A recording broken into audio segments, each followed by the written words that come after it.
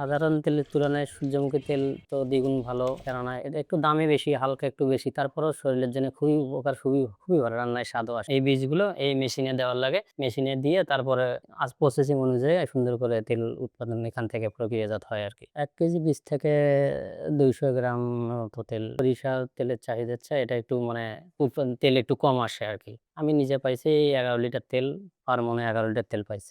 তেলের চাহিদা মোটামুটি গত বছরে একটু মানে গত ২ বছরে একটু কম, কিন্তু এবাকার ব্যাপক হারে মানে চাহিদা প্রচুর পরিমাণ বাড়ছে। মূলত রান্নার কাজে, তারপরে বিভিন্ন আচারে খায়, খালি ভাতের সঙ্গেও খাইতে টেস্ট হয়। যখন ১ম ভাঙতেছিলাম অন্যান্য মানে বীজের তুলনায় এই বীজটা খুব কড়া। ভাঙতে যায়া একদম কড়া হয়ে গেছিল, মেশিন আটকে যায়া একদম জাম বাজে লেগে গেছিল। সেটা খুলতে যায় অনেক দিকের ভিতর পড়ে গেছিলাম। সাধারণ তেলের তুলনায় সূর্যমুখী তেলের গুণাগুণ সব দিক দিয়েই ভালো। প্রতি মাসে তেল উৎপাদন হয় আমার ৬০০ থেকে ৭০০ লিটার। ১০-১৫ হাজার টাকা দিয়ে শুরু করেছিলাম। ১০-১৫ হাজার টাকা বিক্রি করে মাল ৫-৬ হাজার টাকা, ৫,০০০ এর মতো লাভ হয়েছিল। এই ব্যবসা শুরু করতে তো মোটামুটি ৮-১০ লাখ টাকা ইনভেস্ট করা হয়ে গেছে। মাসে আনুমানিক ১০-১৫ হাজার টাকা কিছু থাকে। পরিবার থেকে মাশাআল্লাহ সব সহযোগিতা পেয়েছি ইনশাআল্লাহ। তাদের কোনো দ্বিমত ছিল না। এই তেলটার ভিতরে সরিষার ছায়া অন্যান্য তেলের তুলনায় এটা খুবই ভালো। যার কারণে মানুষ এটা সরিষার তেলের চায় এটা সূর্যমুখী তেলটা বেশি চাহিদা এখন পাচ্ছি আমি। এই সিজন মাত্র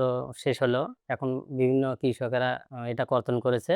এখন বীজ শুকায় আমার কাছে বিক্রি করছে। আমি বিভিন্ন জায়গা থেকে নিছি। গত একটু কিবে ছিল তো আমি এটা ৳২৮০০ করে নিছি বীজ। এই ব্যবসা থেকে মোটামুটি আমি নিজের ছেলে পড়াশোনা, সংসারের খরচ সব মিলায়ে সুন্দরভাবে জীবনযাপন করতেছি। কেননা এই ব্যবসাটা শুরু করতে যাওয়া অনেক বাধার সম্মুখীন হয়েছি আমি। এটা আমি মূলত ৫% জমি বিক্রি করেছি। বিক্রি করে এই মূলত মিলটা অনেক কষ্টে দাঁড় করাইছি। এই কাজের আগে আমি মূলত ঢাকাতে চাকরি করেছিলাম গার্মেন্টসে। সেখান থেকে আসার পরে আমি তাদের এক পরামর্শে আমি এই মিলটা দাঁড় করাইছি। আমি প্রথমত নিজে মিল দিয়ে সরিষা তেল উৎপাদন করতেছিলাম। সেখান থেকে কৃষি অফিসের মাধ্যমে জানতে পারলাম যে সূর্যমুখীর বীজ থেকে তেল হয়। প্রথম অবস্থায় নিজে নিয়েছিলাম, ওখান থেকে নিয়ে উৎপাদন করেছিলাম। তারপর থেকে নিজেই মিলে ভাঙানো থেকে শুরু করে বিভিন্ন জায়গায় আমি এই বীজটা কালেক্ট করে নিজে তেল উৎপাদন করে বিভিন্ন জায়গায় দিতেছি। তেলটা বিক্রি করতেছি। মোটামুটি মাশাআল্লাহ আলহামদুলিল্লাহ খুবই ভালো। কেননা এই সূর্যমুখীর তেলের চাহিদা দেখতেছি দিন, দিন বেড়েই যাচ্ছে। আশেপাশে বিভিন্ন জায়গা থেকে বীজগুলো সংগ্রহ করতেছি। সংগ্রহ করে এখানে মূলত সারা বছরই পাওয়া যাবে আমার কাছে সূর্যমুখীর তেল।